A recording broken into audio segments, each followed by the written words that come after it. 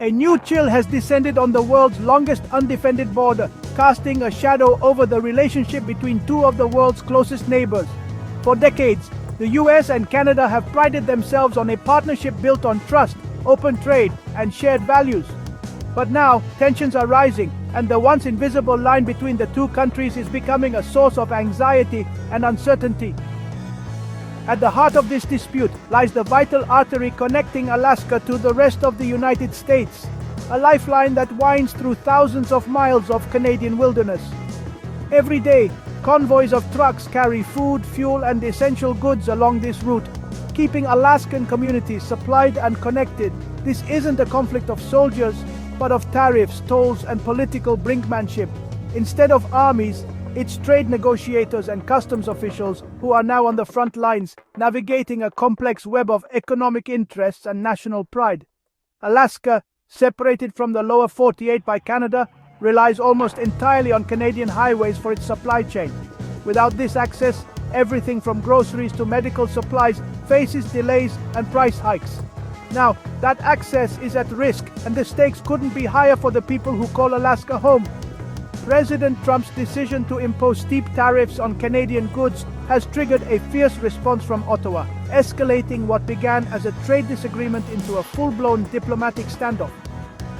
In retaliation, Canada is now considering imposing tolls on trucks heading to Alaska, a move that could dramatically increase the cost of living for Alaskans and disrupt the flow of goods across the border. What was once a routine supply route has suddenly become a geopolitical flashpoint, with both sides digging in and neither willing to back down. For Alaskans, the prospect of their mainland route becoming prohibitively expensive raises urgent questions about their economic future. Small businesses worry about empty shelves, families fear rising prices, and entire communities wonder how they'll weather the storm if the dispute drags on. To understand how we reach this crisis point, we need to examine the bold moves and counter-moves that have brought U.S.-Canada relations to the brink.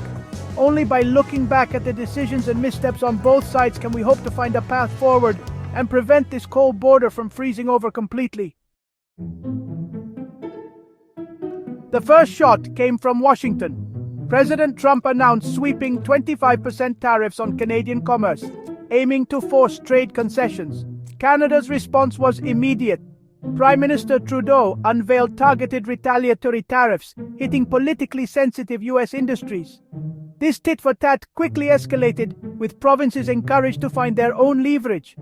The real innovation came at the regional level, as Canadian provinces eyed Alaska's unique vulnerability, its dependence on Canadian highways. Suddenly, the highways weren't just roads, they were bargaining chips. The stage was set for a new front in the trade war, with Alaska caught in the crossfire. The question, how far would each side go? British Columbia struck first, proposing steep tolls on U.S. trucks bound for Alaska, a strategic move that weaponized geography, not walls. This bold move was seen as a direct response to escalating trade tensions and aimed to leverage the province's unique position as a gateway to the north. The tolls were not just a financial burden, but a statement of sovereignty and control over critical trade routes. The province also halted purchases of American goods and pulled U.S. products from government liquor stores, targeting Republican-led states. This boycott was a clear message to the U.S. that British Columbia would not stand idly by while trade policies threatened its economy. The removal of American products from shelves was both a symbolic and practical measure, aiming to hit back at the heart of American commerce. Yukon quickly followed, threatening its own tolls and restricting U.S. companies from government contracts. The Northern Territory's actions were a show of solidarity with British Columbia, reinforcing the message that Canada as a whole would not be bullied. By limiting access to lucrative government contracts, Yukon aimed to put additional pressure on American businesses and policymakers. The possibility of double tolls loomed, making the journey to Alaska a costly ordeal. Truck drivers and logistics companies faced the daunting prospect of increased expenses, which could disrupt supply chains and inflate prices for goods in Alaska. The economic ripple effects of these tolls were a significant concern for businesses and consumers alike. Public sentiment in the Yukon was fierce, with calls for even more pointed protests, like banning Alaskan athletes from the Arctic Winter Games.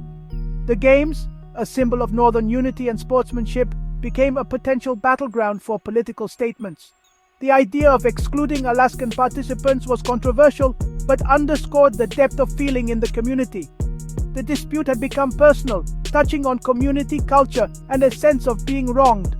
For many residents, the tolls and trade restrictions were not just political maneuvers, but attacks on their way of life. The sense of injustice fueled a strong communal response, with people coming together to voice their concerns and stand up for their rights. What started as a trade spat was now a test of regional resolve. The escalating measures on both sides turned a simple economic disagreement into a broader conflict over national pride and regional autonomy. The border crossings, once routine, became sites of tension and uncertainty. The message Canada would not be pushed around. The strong stance taken by British Columbia and Yukon was a clear declaration of their determination to protect their interests and assert their sovereignty. The resolve of the Canadian people and their leaders was evident as they stood united against external pressures. The proposed tolls threaten Alaska's already fragile supply chain. While most cargo arrives by sea, trucks deliver high-value, time-sensitive goods, fresh produce, dairy, and critical equipment for the oil industry. New tolls would mean higher prices, emptier shelves, and potential shutdowns for key industries. The Alaska Trucking Association warns of cascading disruptions, with costs passed directly to consumers. For many Alaskans, especially in remote communities, this toll tax could be devastating. Smaller trucking companies might abandon the route, reducing competition and driving prices even higher. The Alaska Highway, once a symbol of connection, now risks becoming a barrier. The economic pain would be immediate and widespread.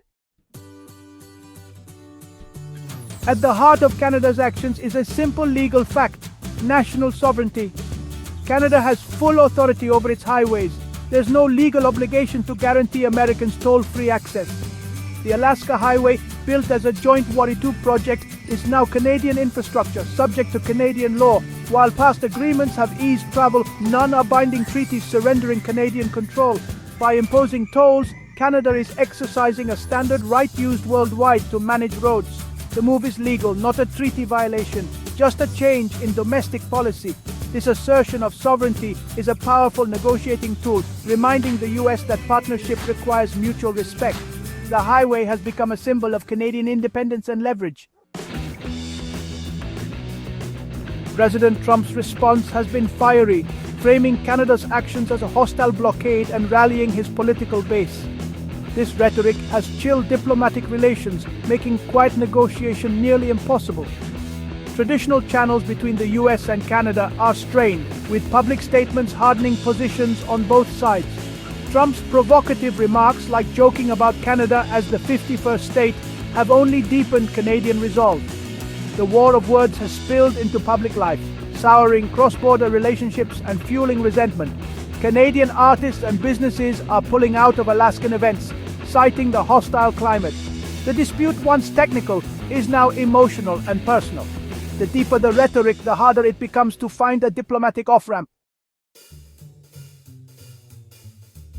Despite U.S. claims of a blockade, Canada maintains that its recent actions are not about shutting down the border, but rather about what officials call a regulatory recalibration. This term, while technical, is meant to emphasize that there is no physical closure, no barriers or fences, just a shift in how cross-border movement is managed. Canadian authorities argue that these changes are a matter of policy, not hostility, and are designed to address evolving priorities at the border. The roads themselves remain open to traffic, but the introduction of new tolls and fees has made commercial transit significantly more expensive. For truckers and shipping companies, these added costs can quickly add up, turning what was once a routine journey into a costly calculation. The increased expenses are felt most acutely by those who rely on the highway for their livelihoods, and some worry that the new fees could force smaller operators out of business. Canadian officials have been quick to point out that their motivations go beyond simple retaliation for U.S. policies.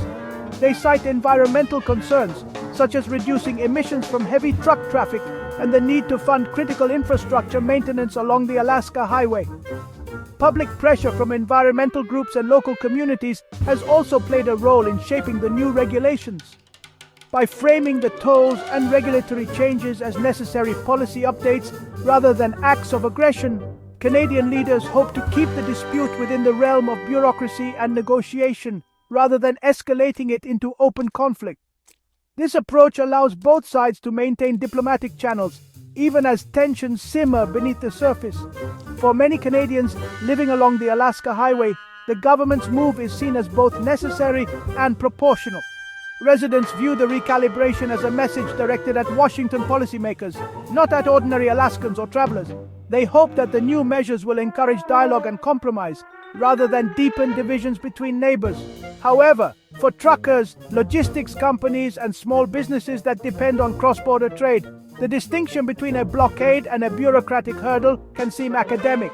If the costs of doing business become too high, the supply chain may falter, leading to shortages, delays, and economic pain on both sides of the border. While Canada is acting within its legal rights to regulate its own borders and infrastructure, the practical impact of these measures could be just as disruptive as a physical blockade. Delays, increased paperwork, and mounting expenses all contribute to a sense of uncertainty for those who rely on the border for their livelihoods. In the end, the conflict now exists in a grey area, bureaucratic and technical on paper, but deeply real and personal for the people and businesses caught in the middle. The true impact of Canada's regulatory recalibration will be measured not just in policy documents, but in the everyday experiences of those who live and work along the border. The trade dispute is compounding Alaska's economic woes. Federal budget cuts and volatile oil prices have already strained the state.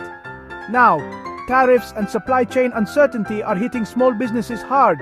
Over 70% report negative impacts.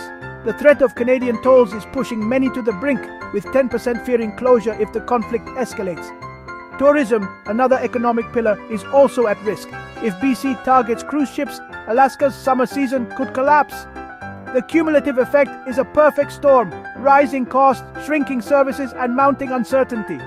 Small business owners are caught in the crossfire, forced to absorb costs and explain price hikes to customers. The political battle is inflicting real pain on Main Street, Alaska.